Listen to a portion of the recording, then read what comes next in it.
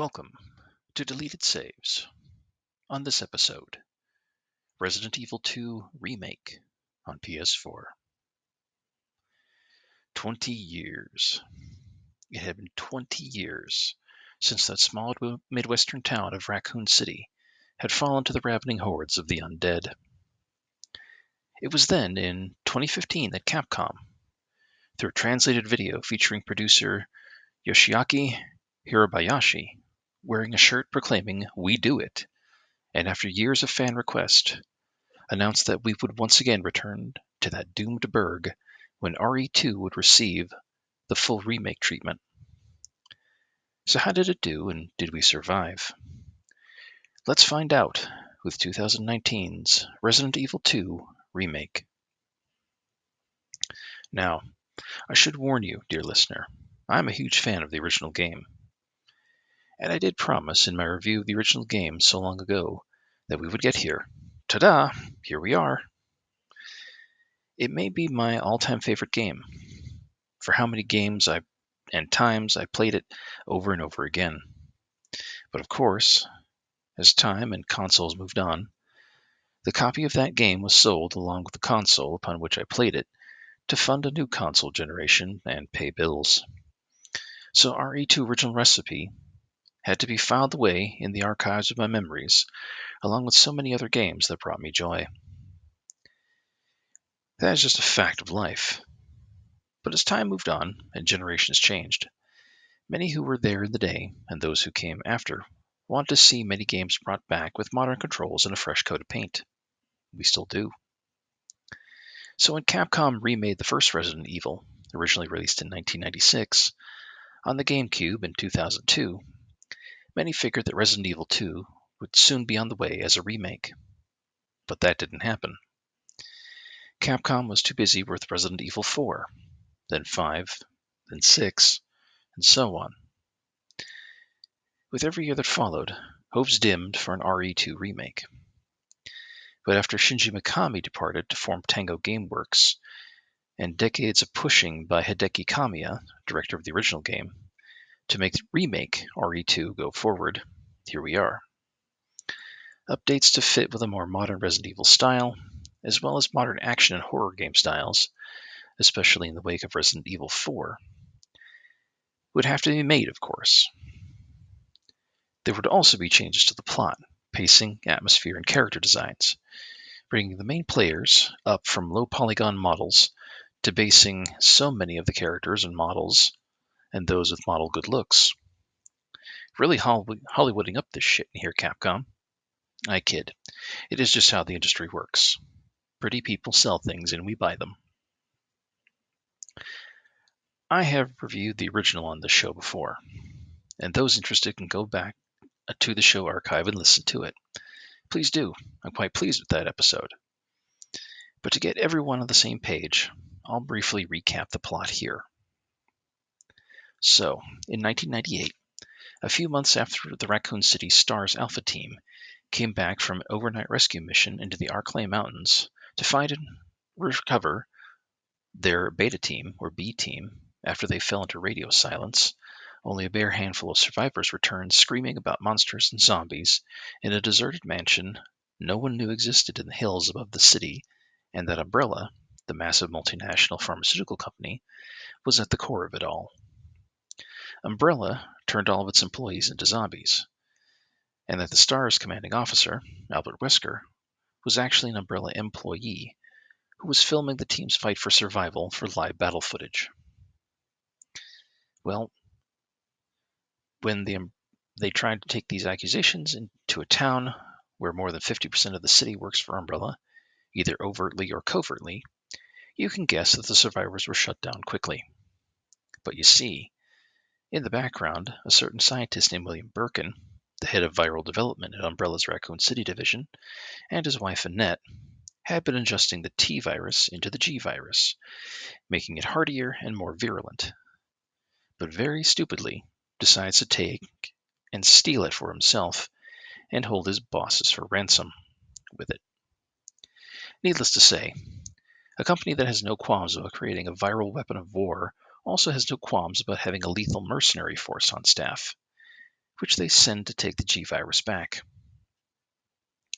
William resists, and one of the rookie team members shoots him just enough to not kill him immediately, and the remaining team takes the virus, and then William injects himself with the dregs of said virus.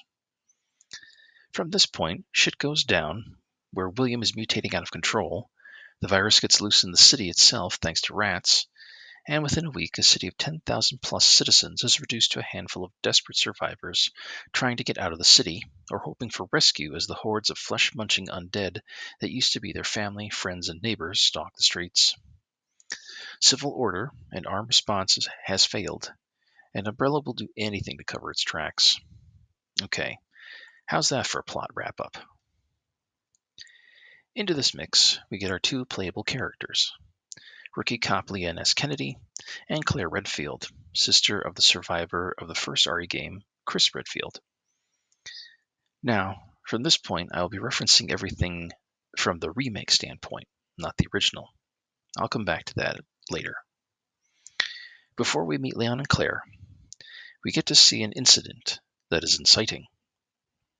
On a dark and stormy night, into frame comes a middle-aged long-haul truck driver eating what must be the world's largest egg and dog shit muffin, trying to find his way through the driving rain and listening to a late-night Art Bell-style kook phone-in show while he is miles from nowhere and hauling a tanker of gasoline. In the dark, he accidentally hits a woman who stumbled into the road, and when he gets out, wondering what to do as he had just technically committed vehicular manslaughter, the woman rises, showing that she was already dead when she was hit. From here, we move to either Claire or Leon, depending on who you picked. Although the canon story is Claire first and then Leon, but we'll get back to that too. And they investigate a gas station on the way into town. Leon is here because he was to start a week ago, but got a cryptic message to stay away, which he feels he can no longer do. And for Claire, she is looking for her brother who has disappeared. They discover a sheriff inside the store trying to hold a zombie at bay, but by interrupting him, he gets eaten. So that shit is on Leon or Claire. But then whoever your character is must try and get out of the store quickly as zombies swarm them. And the other character breaks down the store's front door to save your main character, where the two drive off into the sheriff's car, idling as it was, and escape into the city. Soon they discover a dead city, obviously in the wake of some sort of anarchic collapse and devoid of life, heading for the police department. When they stop at a roadblock, the car is attacked by zombies and they cannot get out. And one of them realizes they are about to be hit by a semi-truck driven by our ill-fated trucker, who is dying from the bite he got from the dead woman. And the two try to get away. They don't really, and they are hit by the semi, which then explodes and separates the two of them. One of them comes in through the front door of the police station, explores and is attacked by zombies, only to be saved by slowly dying Marvin Branagh, police lieutenant and pretty much last surviving member of the Raccoon City Police Department. And the other has to come in by the back door, being let in by the first character. From here, the characters go their separate ways, meeting sketchy FBI investigator Ada Wong or child survivor Sherry Birkin, daughter of the umbrella scientist Birkins, gets attacked by William Birkin at his various stages of mutation, meets some real human pieces of shit in Chief Brian Irons, Ben Bertolucci, and Annette Birkin herself, slide through the city's way, overdone sewers, and eventually end up within the massive hive facility beneath Raccoon City, where this nightmare began and where the fall of Raccoon City was engineered. And of course, we cannot forget the real star of Resident Evil 2 Remake, the one, the only, the Tower of Power with the permanent glower, Mr. X, 'cause he gonna give it to you. But after it's all said and done, only Leon, Claire, and Sherry walk away into the clear morning light the next day, covered in blood and literal shit, trying to flag down a passing trucker, who gives them the finger as he drives by at speed. I wish I could say I was making a bad joke, but that really is what happens. Holy shit. Look, I would say spoilers, but again, this is a remake of a 20-year-old game. I was 21 when the original came out, And I sure as shit am not going to play the game of oopsie spoilers at my age now. Sorry for the listeners who were born that year or after who never played the original, but look, we live in the age of YouTube and shit. You can find someone online who played the original copy and the current remake with a capture card, and it exists for you to be spoiled by. So if you want to gatekeep, don't. Suck it up and deal with it. So the plot itself really does not differ from the original very much, perhaps being tightened up in places like a middle-aged dude going to the gym, meaning the flab will still be there because you got old fuckers, but it won't be as bad or as noticeable. But the big changes come from the gameplay and revamping of the set pieces. The biggest changes right away are turning Raccoon City Police Station into a real house of horrors, upping the chaos, gore, and sense of darkness and foreboding from the original, as they couldn't do that back then. A lot of the dumb but harmlessly silly puzzles were done away with to make the sense of urgency greater, and goddamn, these zombies are harder to kill. Way harder, even on normal difficulty, where they suck up bullets like a hoover and don't truly go down unless you can split their skulls open with a lucky shot or a close-up shotgun blast. Also, the police department used to be a maze in the original, but now it is very easy to traverse and more circular in approach. The reason for this is the decision they made for Mr. X. Yep, X was kind of a showpiece boss fight in the original game, showing up at designated points to menace the players but lost after a screen or two. Hoo boy, Capcom really changed their minds on this and doubled the fuck down on him. X has been turned into a true horror, a literal unstoppable pursuer boss that you need to flee from once he's introduced, who will hunt you down across the police station, unless you can juke him and lose him for a bit. X is not a perfect predator, however. He cannot go into designated safe rooms, which are listed as safe from him, or the STARS office for some fucking reason. I think Capcom did it to give you a chance to get your nerves in order after being chased, or feel that someplace is safe. But I do call that a misstep in this game. I and many players have made a game out of playing peekaboo, I'm not touching you, with X right at the door of a save room, where no matter how much he's chasing or about to club you with his massive fists, he'll stop dead and turn away like he has suddenly gotten shy and embarrassed. Who fucking knows? Now you will lose X after you descend into the sewers, for a bit or permanently, depending on who you pick to play. But goddamn, if he doesn't make the first half of the game a pants-filling experience. The sewers themselves are okay, and Leon will have a cinematic boss chase, Claire will not. But they are at least looking grimy and, well, like a raw sewage depository that hides a cable car to the secret lab under the city. They don't stay long enough to overstay their welcome, but it does come with the puzzle I hated most from the original game, the chess piece door keys, in which you will have to collect 6 chess pieces to unlock a magnetically sealed door to advance. The reason for this is as flimsy as grandma's underwear. From a note saying Umbrella third party hired some sort of goofy asshole locksmith who made these keys as a playful take on private security. The puzzle is not hard to figure out, but it stands out like a sore thumb in an otherwise snappy survival horror title. And of course, the lab itself is pared down, cleaned up, enemies are changed to make more sense, and still involves killing a giant plant to get a key. I'm sad that they got rid of the only true out-of-place mini-boss from the first game, the giant killer moth, because that bit of late-game silliness could have used an update into this remake, maybe into a real scare, which by the lab, the scares have mostly died off, unlike its undead citizens. Rest in peace, Mutant Moth. The game then has its penultimate fight with William, who is pretty much a 4-armed ogre now, fighting it out with Leon, or, well, more like and as, you'll have to fight this out no matter who you play with, Claire, in a server room, where he literally tears up the environment and throws it at you while you shoot him in his only vulnerable spot, his wobbly, jelly jiggle eyes. From there, the game has a different boss depending on who you are playing. X for Leon on an elevator going down, Birkin on a different elevator for Claire going up, to start the escape train sequence, and each boss gets a gimmick weapon to defeat it, classic rocket launcher flavor, or a new and improved minigun flavor. And the train escape ends with the second player fighting Birkin one final time right before the whole thing goes nuclear and detonates. Once our heroes have run away, of course. Man, I know that sounds like a shit play-by-play, but I love this stuff. I love camp. I couldn't give a shit less if something takes itself seriously. In fact, it's more than likely to turn me off about a game.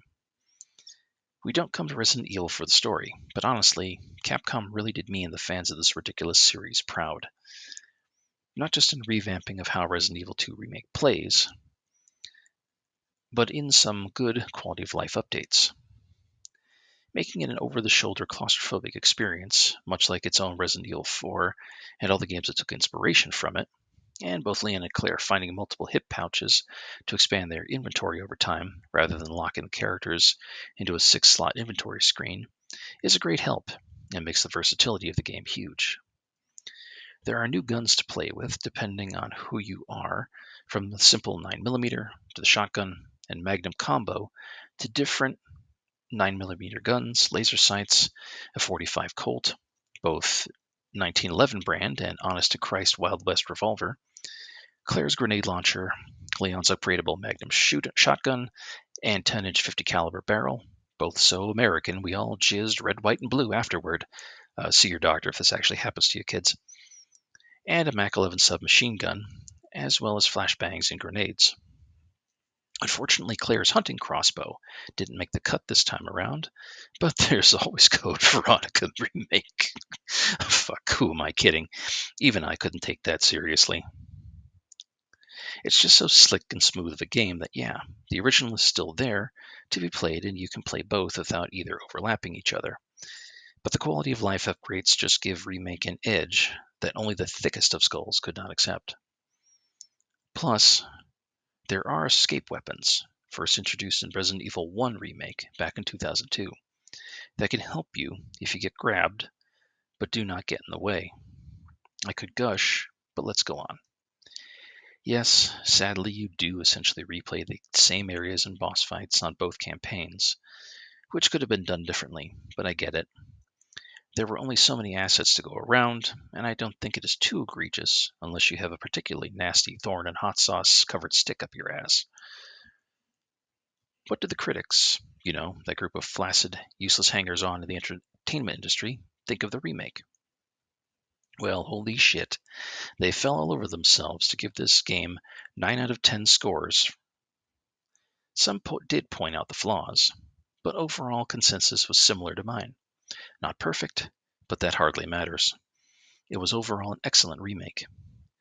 It sold over 3 million in its first week, and current lifetime sales are over 11 million units. I am very much skeptical of critics, and I do hate to agree with them, but the numbers speak for themselves, folks. If you don't own a copy or haven't at least played the first few minutes for yourselves, then correct that. This was a certified banger. And this is one of the times where it is more than just me saying it. There are even a few fun things that Resident Evil 2 Remake got. The Ghost Survivors, 3 tough and timed what-if campaigns revolving around some side characters from the main game. Robert Kendo, the gun shop owner, the last survivor of the Umbrella mercenary team, and the mayor's daughter, who by the time we meet her is already a blue corpse in Chief Iron's slab in his secret taxidermy/torture porn dungeon that you can play through once the main game is done. And 2 nods to the game that would follow this one, Resident Evil 3 Remake, where you can hear Nemesis in a certain spot during the RE2 Remake demo, and a letter from Kendo, to Kendo from Jill was later added to the game post RE3R release, so it's a lot. If by now it hasn't come through, I absolutely love this game. I am still an unabashed happy Resident Evil fan after all this time. And Resident Evil 2 Remake was everything in a remake I could have wanted, outside of the recent Dead Space and Resident Evil 4 remakes. I never said this would be an unbiased review, warts and all. Of course there are warts, but thankfully most of them are on the monsters, and not on the gameplay or story itself. And as I said, if you were expecting Shakespeare as read by Werner Herzog in this game, Well, you've come to the wrong place, my friends. I've said before that I am much more of a fan of Leon and Claire than I ever was of Chris or Jill, who have the majority support in the RE fan community. But I'm older now, and seeing these characters remade feels more like rooting for my kids to make it out of an impossible situation than as friends as I did so long ago. RE2 was the game that made me want to stick with this franchise, despite its years and changes and bullshit, because you can't have a game series going on for over 20 years without there being a metric ton of bullshit. Because I loved it so much. RE2 Remake has not diminished my feelings or thoughts, even if the two games are only moderately connected, mostly by setting, general theme, and by developer. The tweaks and upgrades that were needed, and I don't think it would have been done as well as a one-for-one remake, especially with tank controls. I know there are those who feel that this is a too slow burn in an age of fast-paced action, a time we could not go back to, but fuck off with that. Slow burn is what was needed, and I reiterate, this is Resident Evil at one of its best moments. We'll talk about the other two best moments at a later date. There are no more words I could really expand on in this game. I love this remake. I love the original still. I cannot recommend it enough. It is one of those times where a remake was absolutely needed and worth every penny, as opposed to, say, some other companies who feel their misery guts games from far less time in the past needed a up-resed game for extra cash. The charm is on full display despite its detractions. And yeah, it's not like me to fanboy out on a game, but fuck you. I get to do this so rarely, and it's my show, so why not? I don't feel like giving an itemized list of gripes only to turn around and go, yeah, I had fun, to make my point valid. Just play it. Just enjoy it. Life is fleeting enough, and I've rightfully pissed on enough classics to not give out a little joy to balance the scales. Resident Evil 2 Remake. We do it indeed. Thank you for listening. Deleted Saves would like to thank Brad, Keith Gasper, and Mass Llama for being patrons of the show. If you would like to become a patron of the show, please go to patreon.com and check out Deleted Saves podcast. All donations go directly towards maintaining the show itself. Thank you.